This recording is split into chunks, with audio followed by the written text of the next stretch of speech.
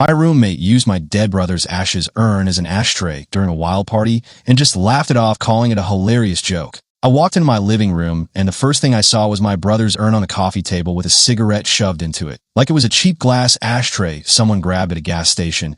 And I honestly don't remember the next few seconds because my brain just went white. I don't even smoke. My roommate Jace doesn't smoke inside either. That's been a house rule since we moved in. And the urn isn't some random decoration. It's a heavy matte black urn with my brother Evan's name on the metal plate. It's been on the highest shelf in the living room since I brought him home because I didn't trust myself not to knock it over if I put it somewhere lower. Evan died a little over a year ago, and I'm not going into all of it because I'm not here to dump a whole grief essay. But it was sudden. It was the kind of phone call that changes your whole life in 1 minute. And the urn is basically the only physical thing I have that feels like it's still him. I don't treat it like a magic object or anything, but I also don't treat it like a prop. Jace and I have lived together in this upstairs duplex in Duluth for 8 months. We're not lifelong friends. We met through a housing listing. He seemed normal enough. He had a job. He paid the deposit. He didn't give off any red flags. And I liked that he worked long shifts so the place wouldn't be loud all the time. When he moved in, I told him straight up, there's an urn in the living room. Don't touch it. Don't move it. Don't joke about it. And he acted like he understood. He did that serious nod people do when they want you to stop talking. And he said he was sorry about my brother. And he said he wouldn't mess with it. And I believed him. We're not a shared everything household. We keep our groceries separate. We don't borrow each other's stuff without asking. We're polite. We're not close, but it's been fine. And up until this, I would have described him as immature sometimes, but not cruel. Jace likes to party, not every night, but he has this thing where he'll go quiet for a couple weeks, then suddenly decide it's party time and he'll invite a bunch of people over. He always frames it like it's casual, just a couple friends.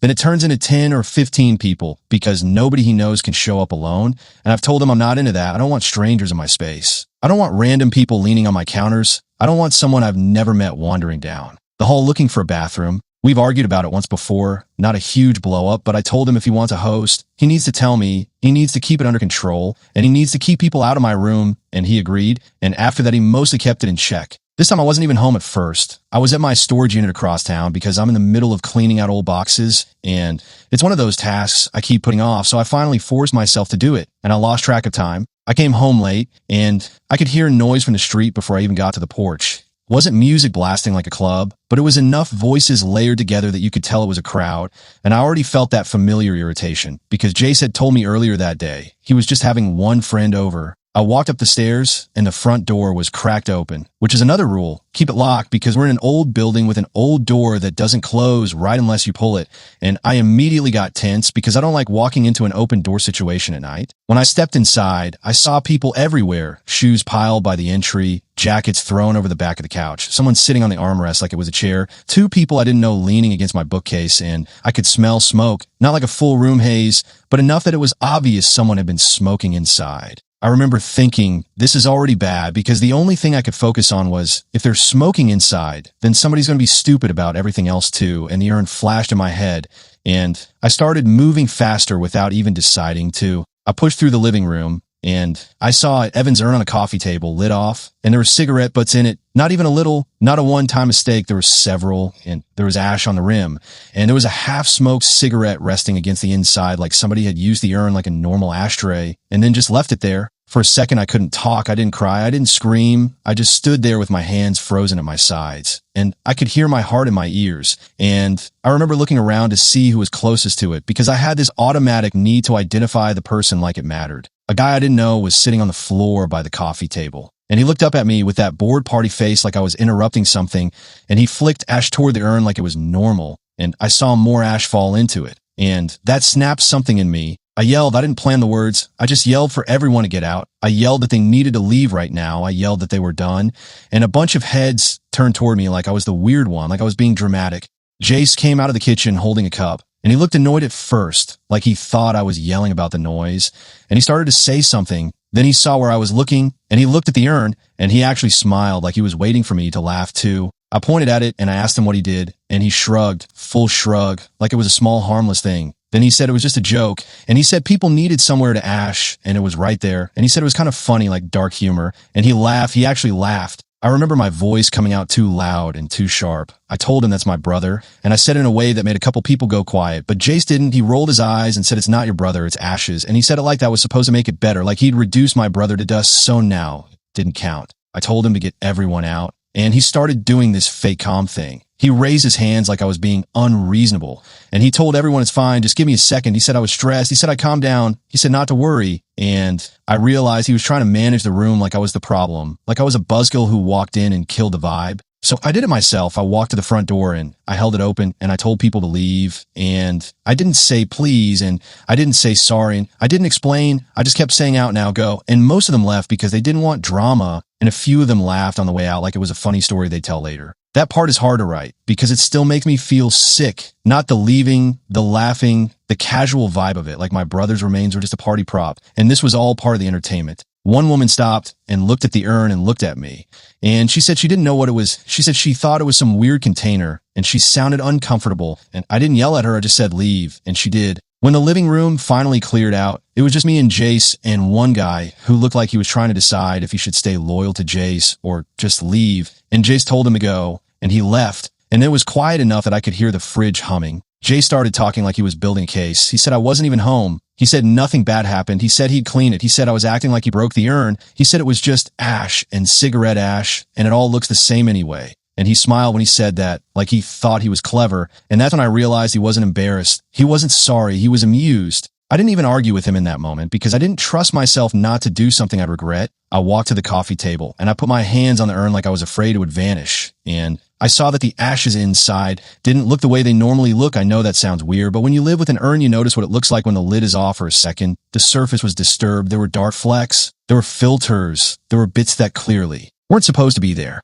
I picked up the lid and it had ash on the underside, and there was a smear on the rim like somebody had tapped a cigarette against it, and I wanted to throw up. I took the urn and carried it into my room because I didn't even want it in the living room anymore. I set it on my dresser and I shut my door, and I stood there breathing like I'd run upstairs, trying to think of what to do next. Jace knocked once, then opened the door a crack like he owned the space, and I told him not to come in, and he told me to relax. He said he'd get a new urn if I was that upset, and he said it like he was offering to replace a broken plate, and I told him he doesn't get it, and he said I do get it. I'm just not going to act like it's a crime, and he laughed again, and he said Evan would probably think it's funny, like he knew my brother, like he had any right to speak for him. That was the moment I told him to get out of my room and not talk to me. And he finally left, but not like someone who realized they messed up, more like someone who got bored of the conversation. I stayed in my room for a long time. Then I realized I needed to secure the urn because the lock on my bedroom door is flimsy, and I didn't trust him not to do something else stupid to prove a point. So I grabbed my car keys, and I took the urn and I drove to my coworker's place. Not to dump my emotions, just to ask if I could leave something safe there overnight. And she said yes. And she didn't ask questions, and I didn't explain much. I just said it was my brother, and I needed it out of my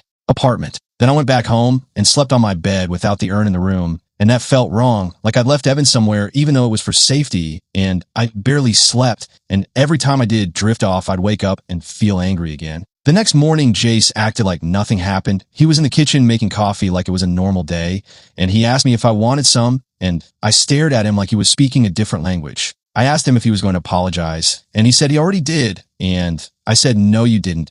And he said it was a joke, and he didn't mean to upset me, and that was his version of an apology. Basically, you got upset, so I guess that's unfortunate. I told him I was on my landlord, and he smirked, and he said good luck. He said it's not like the landlord going to care about an urn, and he said we're both on a lease, so I can't do anything. And he said it like he was comforting himself, like he was sure the system would protect him. So I did go to the landlord. I called the property office and asked for the building manager, and I told her what happened, and I kept my voice calm because I didn't want to sound like I was exaggerating, and she went quiet and told me to come in and talk in person. When I sat in her office, I explained it again, and she asked if there was damage to the unit. And I told her yes, because people smoked inside, and there were burns on the coffee table now, and there was ash ground into the rug, and she wrote notes, and she asked if I felt safe. And I said no, not really, because Jace was acting like it was funny, and I didn't trust what he'd do next. She told me she'd issue a written warning for the party, the smoking, and the property damage, and she told me she'd speak to him. But she also told me that if I wanted him removed, it would take a process, and I understood that.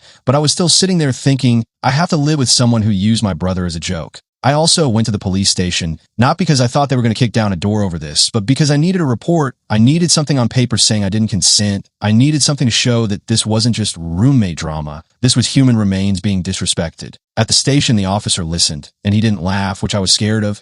He asked questions. He asked if the urn was damaged. He asked if anything was taken, and I told him I didn't know yet. I told him I hadn't opened it fully and sifted anything because I didn't even know what you're supposed to do when something like that happens. He told me they could take an informational report, and he told me it might fall into a civil issue unless there was theft or destruction of property.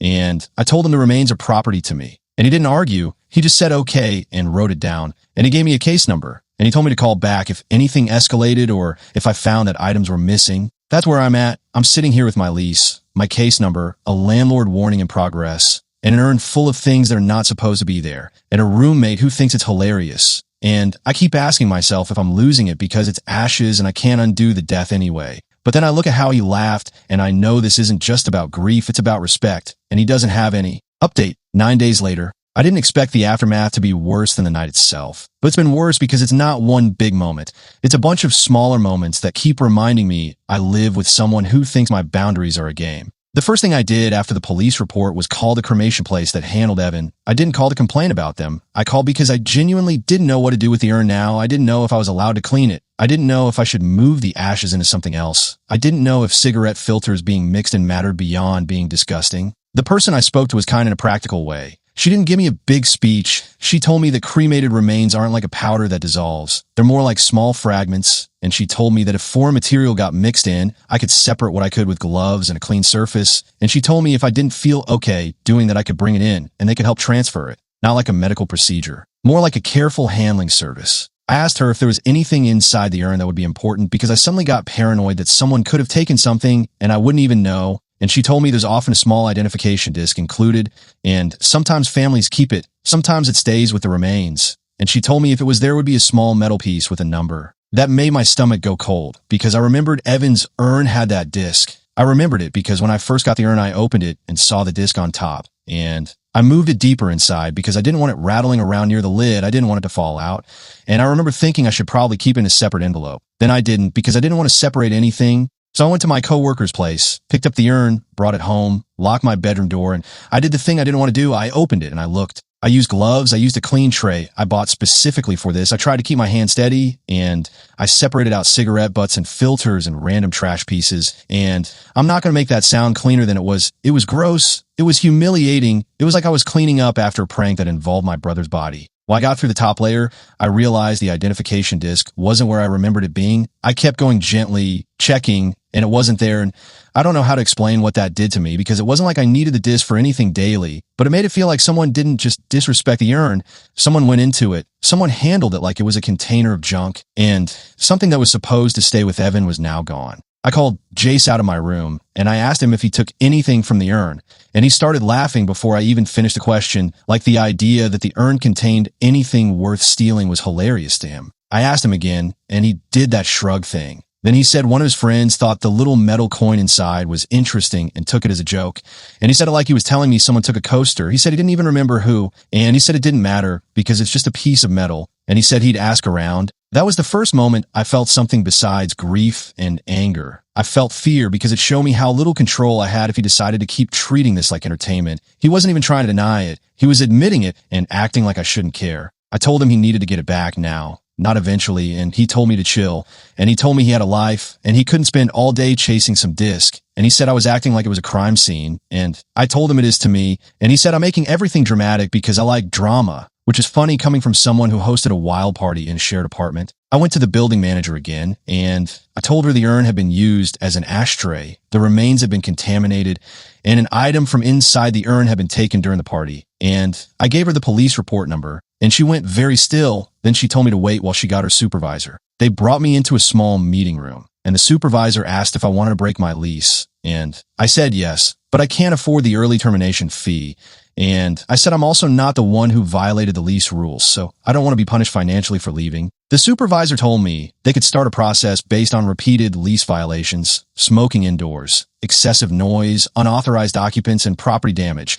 And they told me they already had a prior complaint about one of Jace's earlier gatherings. Not a full report, but a neighbor had called about noise weeks before, which I didn't even know. They told me they'd need me to document what happened, and I already had, and they told me they were going to issue a formal notice to Jace. And if he violated again, they could move forward with eviction. And they told me to call them immediately if there was any more party activity. That same day, the officer who took my report called me back because I'd left a voicemail about the missing identification disc. He asked if I knew who took it, and I told him I didn't have a name. I only had Jace admitting someone took it, and I told him Jace wouldn't tell me who. The officer told me that without a name, it's hard to pursue theft, but he asked if I had any idea who was at the party, and I told him I didn't know most of them. Then I remembered something small. I remembered one person at the party had dropped a lanyard by the couch, and I picked it up at the time because I didn't want it left on the floor, and it was still on the entry table. It had a name badge clipped to it from a seasonal event. The name said Rory, and I didn't have a last name, but it was something, and I gave that to the officer. And he said, okay, he said he'd note it, and he asked if I could send a photo of the badge, and I did. And that was the first time I felt like maybe this wasn't just me screaming into the void. Meanwhile, Jace started acting like the victim. He told mutual neighbors I was trying to get him kicked out. Because I'm sensitive, he told the guy downstairs that I was mad about a party, and I was exaggerating. He kept framing it like it was normal roommate conflict. And every time I heard about it, I felt more trapped, because I don't want to explain my brother's urn to random people in the hallway. I don't want to make Evan into gossip. Then Jace escalated in a different way. He started coming into the living room when I was there and making little comments. He'd tap his cigarette pack on the table and look at me like he was waiting for a reaction. He'd say stuff like, "Don't worry, I won't use the special urn today," and he'd smile, and I wouldn't respond because responding fed it, but ignoring it made him bolder. 3 nights ago, I came home and the shelf where the urn used to be was empty, and I know I moved it, but seeing the empty space still made my chest hurt because that shelf used to be the one place in the apartment that felt stable, and now it just felt like a reminder that I couldn't even keep my brother safe in my own home. I ended up buying a small locking case meant for documents, and I put the urn inside it. Not because I think a cheap lock is a magical shield, but because I needed to do something, and I moved it to a place Jace doesn't know about. And I'm not writing where because I don't trust that he won't find this somehow. And even typing that makes me feel paranoid, but here we are. The building manager scheduled an in-person lease meeting for me and Jace. She said it was required before they moved forward with anything. And it was held in their office, not in the apartment, which I appreciated because I didn't want to have the confrontation in our living room. At the meeting, Jace acted like he was being ambushed. He sat back and kept smirking. He kept saying he didn't do anything illegal. He said, "I'm trying to weaponize grief." He said the urn didn't have a label on it, which is a lie. And he said he didn't know it was my brother's ashes, which is also a lie because I told him on moving day, and I've mentioned Evan plenty of times. And he even asked me once if I wanted the shelf cleared, so I could put a photo next to the urn. He knows. The manager asked him directly if smoking happened inside, and he tried to dodge. Then he said maybe one person did. And he said he didn't see it, and the manager told him she'd already received a complaint about smoke smell in the hallway that night. And that made his face change for the first time because he realized this wasn't just my word. Then she asked him about the urn being used as an ashtray, and he laughed in the office. And he said it was a dark joke. He said people were drinking and it got out of hand.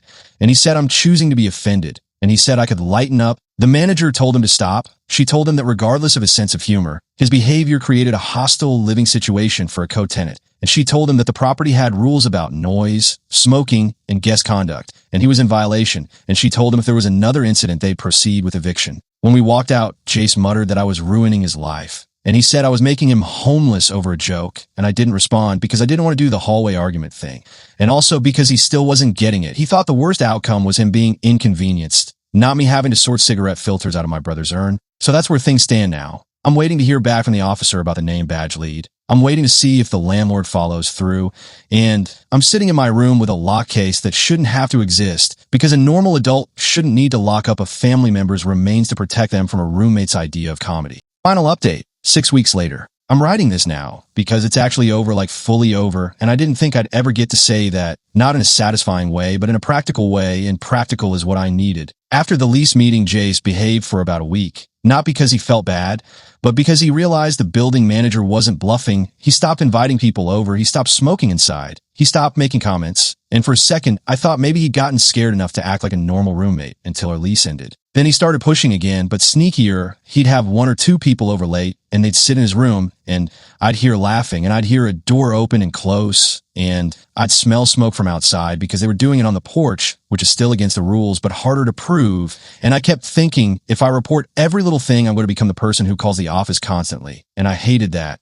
2 weeks into that, the officer called me back and said they found a Rory who matched the badge name through the event organizer records. And he asked if I wanted to come in and make a formal statement naming Rory as a person of interest for the missing identification disc. And I said yes because I didn't want this to fade out and become, "Sorry that happened, nothing we can do." I went in, gave my statement, showed the officer a photo of the urn plate with Evan's name, showed him the building manager notice, and told him what Jace admitted about Rory taking the disc as a joke, and the officer listened. Then he told me they'd contact Rory for a voluntary interview, and he told me to be prepared for the possibility that Rory would claim he didn't know what it was. A week later, the officer told me Rory admitted he took the disc. He didn't admit it in a guilty, emotional way. He admitted it in a bored way. Like it was no big deal. He told the officer he thought it was a weird token someone kept in a container. He said he didn't know it was part of someone's remains. And the officer told him he'd been informed and he needed to return it. And Rory said he didn't have it anymore. That was the moment my stomach turned in a whole new way. Because I could handle him taking it as a prank, I couldn't handle it being gone forever. The officer pressed him, and Rory finally said he gave it to Jace. He said Jace wanted it because Jace thought it was funny. And he said Jace joked that he turned into a keychain,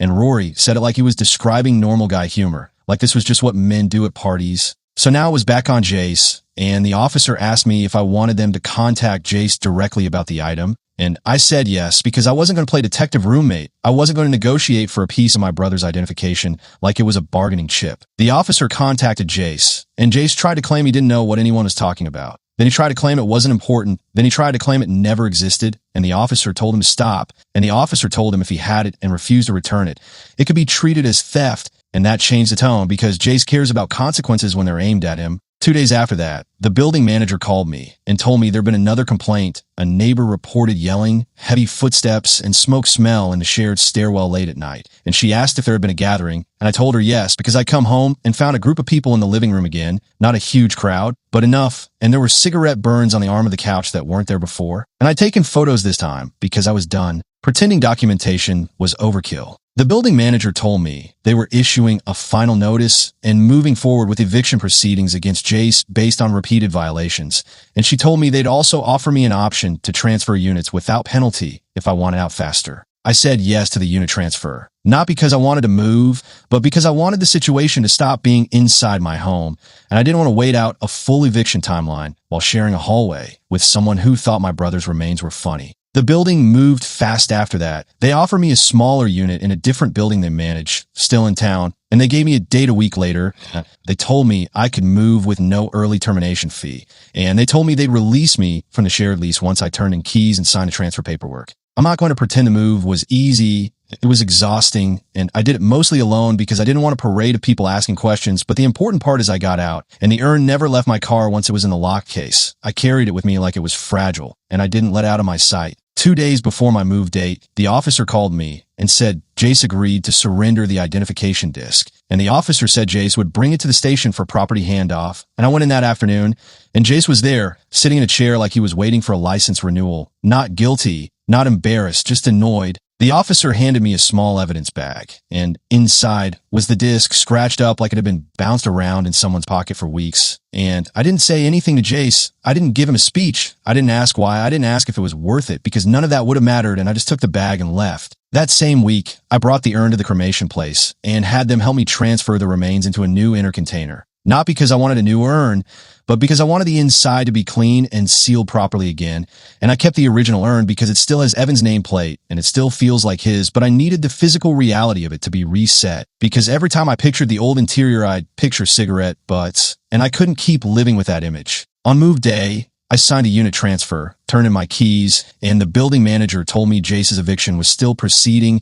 She didn't give me details beyond that, but she told me the notice was served, and she told me he had a deadline to vacate, and she told me not to go back to the old unit alone, and I wasn't planning to. A week later, I got a call from the building manager telling me Jace was out. She told me the locks were changed, and she told me the unit was being repaired for smoke damage and burns, and she told me if I had any mail still arriving there, they'd forward it. And that was it, done. The last loose end was my own need to stop feeling like my brother's remains had been dragged into someone else's mess. So after everything was settled, I made an appointment at the memorial cemetery where Evan's name is on the family marker, and I arranged for a columbarium niche, not because I stopped wanting him at home, but because I wanted him somewhere that couldn't be turned into a punchline by the wrong person. The day I placed the urn there, it was quiet, no crowd, no speeches, just paperwork, a staff member unlocking a small door, me setting the urn inside, the door closing, and me leaving without having to look over my shoulder. And I didn't feel happy exactly, but I felt like a task was finally completed. And that's the closest thing to relief I've had since I walked into that party and saw someone using my brother's urn like it was a toy.